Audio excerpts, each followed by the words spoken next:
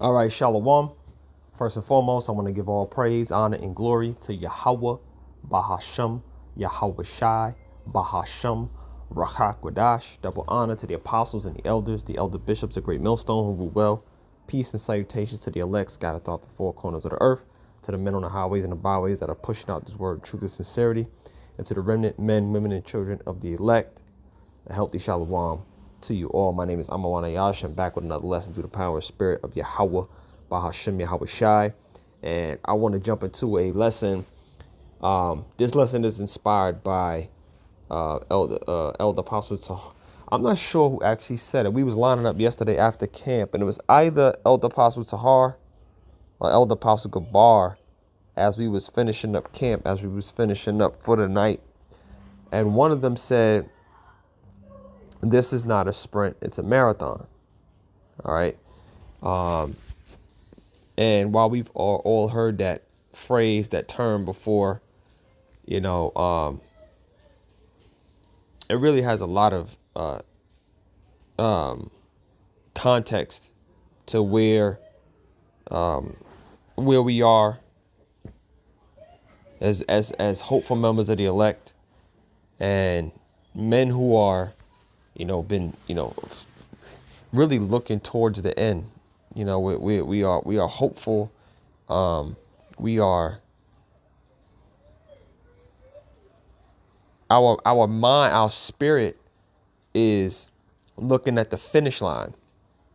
And when you're in a race, all right, the finish line is the goal. So you could either sprint or you can pace yourself in the form of a marathon to get to that finish line.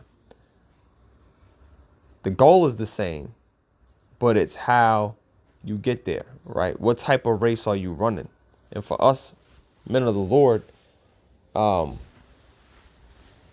we always have to be mindful of the type of race that we're running, okay? As this quote, I have two quotes that I want to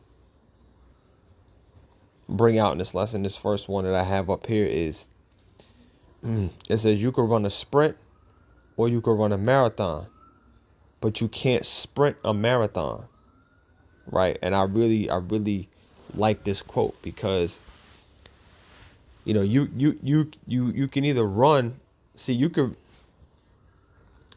in either a sprint or a marathon, you're running, right? You could run both. So you could run a sprint, which in a sprint, you're giving it your all. It's an all out, don't leave nothing for, empty the tank, so to speak. In a marathon, you're pacing yourself, right? So in either one, you're running, but you can't sprint a marathon. Why? Because a marathon is designed for longevity, the long haul, right? If you tried to sprint a marathon, you'll gas out and you'll be done way before the finish line, And that's what we like in this truth too. That's what we like in this faith too. So when the elder apostle, whichever one said it, I'm just going to, for the sake of the lesson, I'm going to attribute it to Elder Apostle Tahar, because the Elder Apostle Tahar really addresses the camp towards the end. So when the Elder Apostle said this is a marathon, not a sprint, the whole idea is for us to keep in mind that we have to pace ourselves, right? We have to pace ourselves.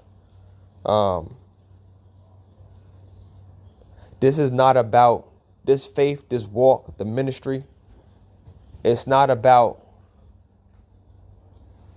going super duper hard as you come in and you just running yourself ragged, stretching yourself thin, and not pacing yourself and not having balance.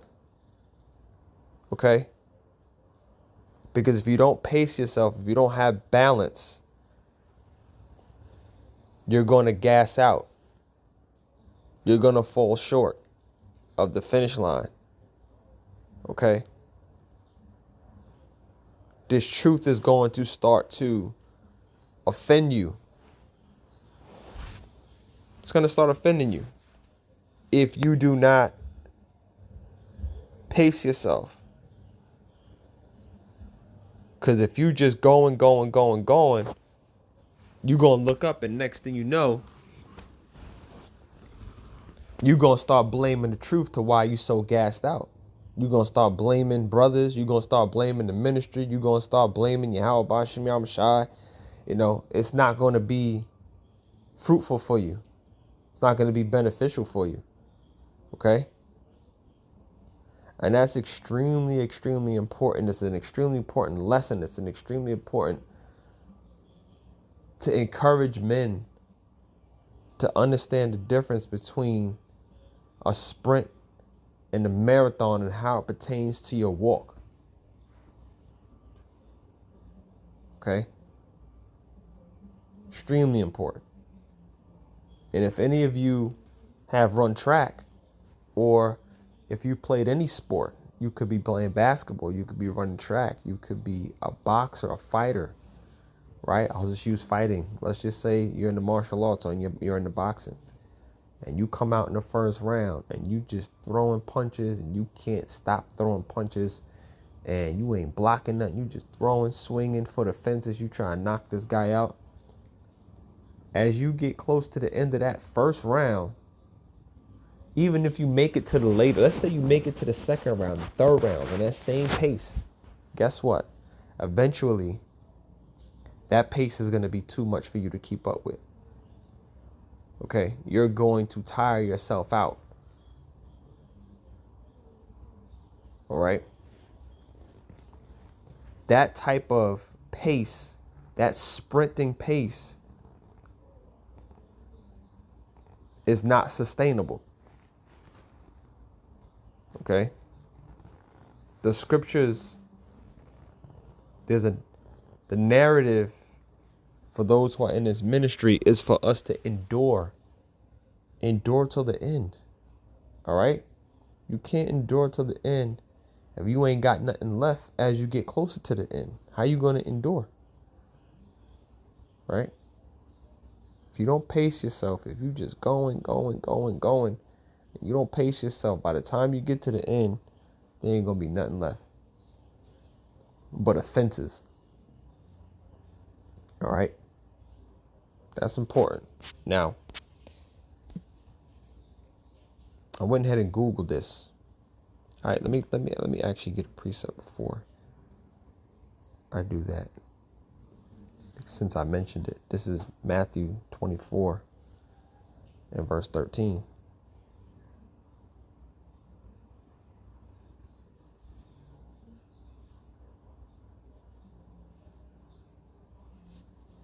It says, Matthew 24 and 13 says, but he that shall endure unto the end, the same shall be saved, right? So enduring to the end is the mentality. That's the mindset. That's the approach to this faith, to the ministry, to a believer. You got to endure to the end because we're going to have to suffer through some things, man. You know, we're going to have to suffer through some things, right? And if you are not pacing yourself, if you're not pacing yourself, you're not giving yourself a real chance to win the race, right? You're running the wrong kind of race if you're just looking to sprint.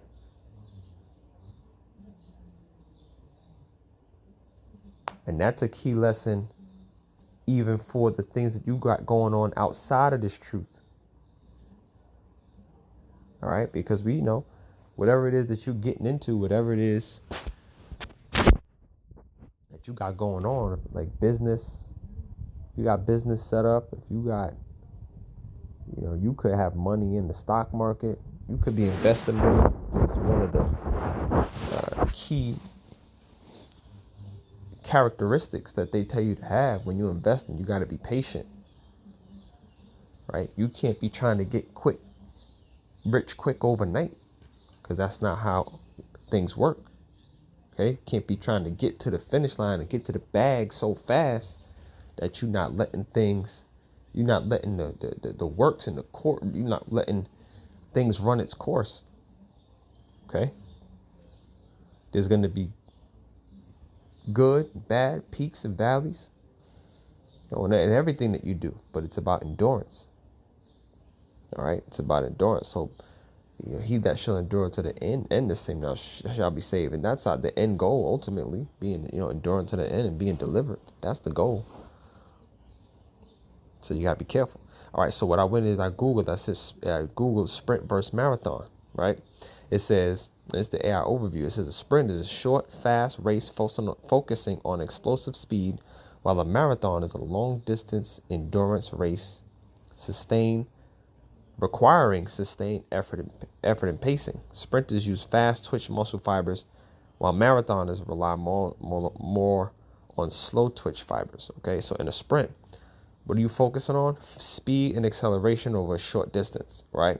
So if you are sprinting, your whole thing is speed. I'm gonna accelerate and gain as much speed as I possibly can, because that's for a short distance. This truth in this walk, this ain't about the short difference. This is distance. This is about the long run, the long fight, right?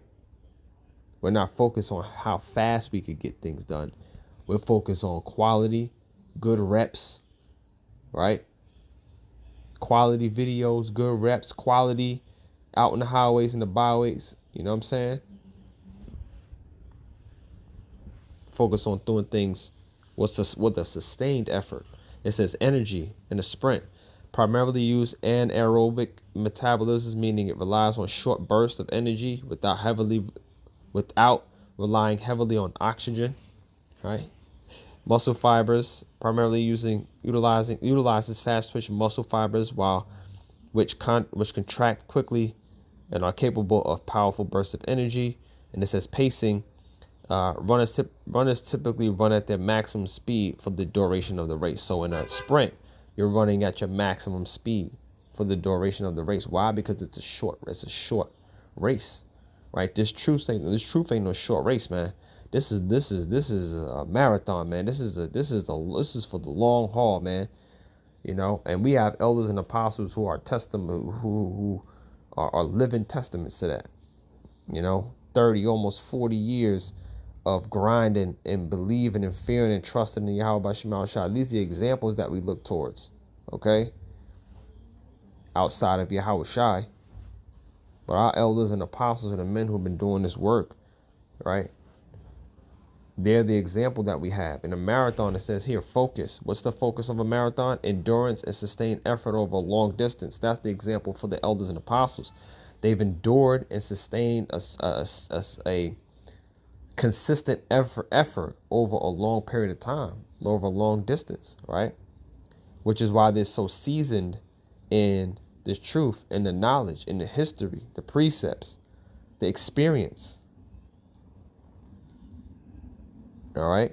It says energy primarily uses aerobic metabolism, meaning it relies on oxygen to produce energy over extended period. Okay. So it's an extended period. We have to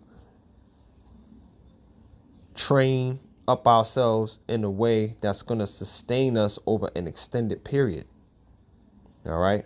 Muscle fibers, it says primarily utilizes slow twitch muscle fibers, which are more resistant to fatigue and can sustain efforts for longer periods. Right. That's what we want to do. We want to build ourselves up for the long haul.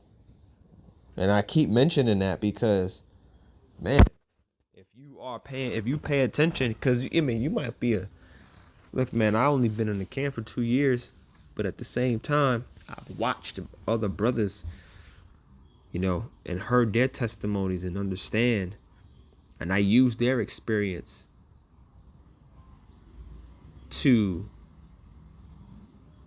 I use brothers and elders' experience for my work, for my walk, to learn for my own walk. All right. Understanding that you need a sustained effort, and you got to be built up. It's about consistency for those longer periods, right? Because we don't know when Yahawashi is coming back. I mean, we have prophecy and current events to measure it, but we don't know when he's coming back. We hope and pray that he's coming back soon. But we're building up towards the long haul. However long it takes, we're going to wait for Yahawashi. Right? And it says pacing. It says runners need to carefully pace themselves to conserve energy and avoid burning out before the finish line. That's the point. Right? So if you, and that's really the main point of this lesson, man. Right there, pacing. Right? When you pace yourself, you can conserve your energy and avoid burning out before the finish line. And that's the last thing you want to do, man. You don't want to burn out before the finish line, man. Because the finish line is the goal. The goal ain't to get halfway through the race, run as fast as you can.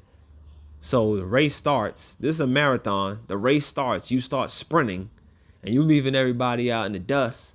But then you tired out. The goal ain't to get halfway through the race, man, and leave everybody behind. The goal is to get to the end, man, the finish line. And you don't want to burn out before then. Okay?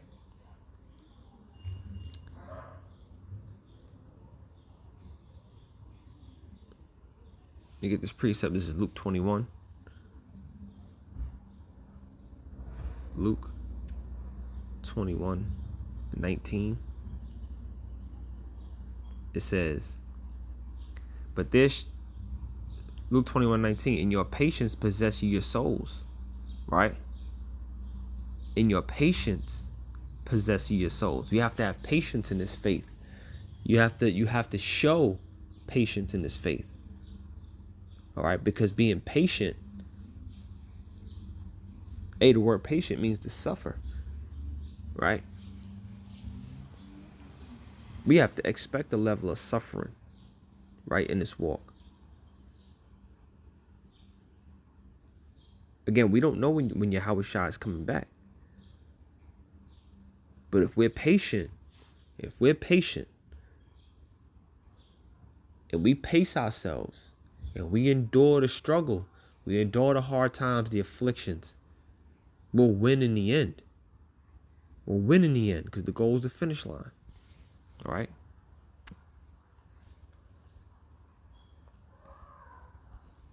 It's the book of Revelation, chapter 2, and verse 7. And it reads, he that have an ear, let him hear what the Spirit saith to the churches. To him that overcometh will I give to eat of the tree of life, which is in the midst of the paradise of the Most High. Right? To him that overcometh. Right? That's the point I want to highlight in this verse. To him that overcome what? Overcome. We got to be out there standing firm. You got to stand firm for Yahawashi. You have to endure the infliction. The scriptures say, when thou comest to serve the Lord, prepare thyself for temptation, right? You have to make sure that you are in the spirit of understanding what you're in, counting the cost. Because we're going to need to overcome some things, man. This is our hell. We're here in America, in Babylon the Great, in these bodies, under these curses, man, because we are going to have to endure some shit, right? And putting on that level of obedience and that level of sacrifice and being changed to that new creature and sustaining that, it's going to take a level of patience, man. And, you're going to have to go through some stuff, man, because this flesh ain't no good, man. It's a fight. Spirit is warring against the flesh, man, and we're going to have to overcome. All right? You have to overcome Esau's bullshit, too. He got it. What Esau out here doing. This is the book of Revelation. Stay in Revelation 3:10. It says, remember therefore how thou hast received and heard, and hold fast and repent. If therefore thou shalt not watch, I will come on as a thief, and thou shalt not know what hour I will come upon thee. Oh, Salakia, hold on. 3:10 is what I want.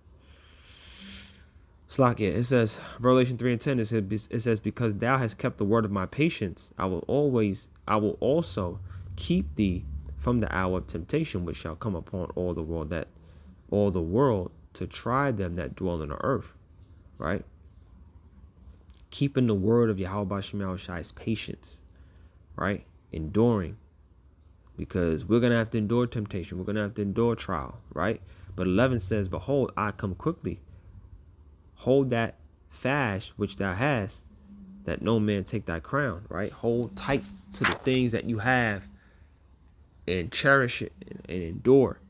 Because when you keep the word of the Lord's patience, we have a victory to obtain, right? Verse 12 says, he that overcometh, there goes that word overcome again, while I make a pillar in the temple of my power, and he shall go no more out. And I will write upon him the name of my power and the name of the city the city of my power, which is New Jerusalem, which cometh down out of heaven from the Most High. And I will write write upon him my new name. Okay, so we have to maintain a level of maintain our pace and make sure that overcoming is on our spirit. Right. Another quote that I had here was, it says, grit is living life like it's a marathon, not a sprint. Right. And we got to show grit. We got to show grit, because in a marathon, in a sprint, you could just go. You can fly through it and you can get over with. We can get it over with quick. In a marathon, you gonna have to. That's where you showing grit, because in a marathon, you gonna have to sustain a level of being tired for a longer period of time. Your muscles are going to be tried a lot longer. Your muscles are going to be tried in a different kind of way. Your breathing is going to be tried in a different kind of way. It's going to show grit. You're going to have to fight. And that's what we in, man. We in a fight. All right. So that's where that grit comes from, that long sustained trial of fighting and believing that you're going to get through and you're going to stick it out to the end. All right. In a sprint, you could get it over with quick. You could give it your all and just get it over with quick. All right. And that's what it's like. Grit is living life like a marathon, man. All right.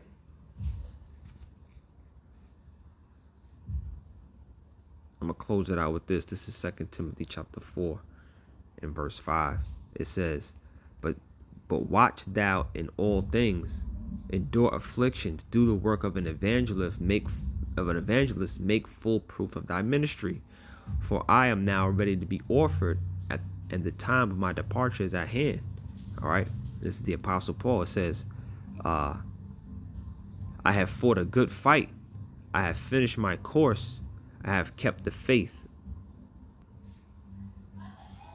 Slack, I had to pause the video. But yeah, man, it says, verse 7 says, 2 Timothy 4 and 7, I have fought a good fight. I have finished my course. I have kept the faith. Okay, so finishing the course is the goal. Keeping the faith is the core. And like I said, the grit that we're gonna need in this marathon is because we're gonna have to fight through some stuff. We're gonna have to fight through some trials, some tribulations, some afflictions. We're gonna have to fight through. And that's why Paul said I have fought a good fight, because he fought through, man. Paul went through some shit, you know. And then he suffered through it, and he got through it, and he kept the faith. Right? I have fought a good fight. I have finished my course. I have kept the faith. Verse 8 says, henceforth there is laid up for me a crown of righteousness, and that's our goal, that crown of righteousness, which is the Lord, which the Lord, the righteous judge, shall give me at that day, and not to me only, but unto all them that love, but unto all them also that love is appearing. All right, so that crown of righteousness, what we fight for, that crown of righteousness is what we in it for. So we got to endure, and this is a marathon. It's not a sprint. All right, so Lord willing, this is edified. I want to give all praise, honor, and glory to Yahawah, by Hashem Yahawashi, by Hashem Rakak, double honor to the apostles and the elders of great Millstone who rule well. Peace and salutations to the elect. Shalom.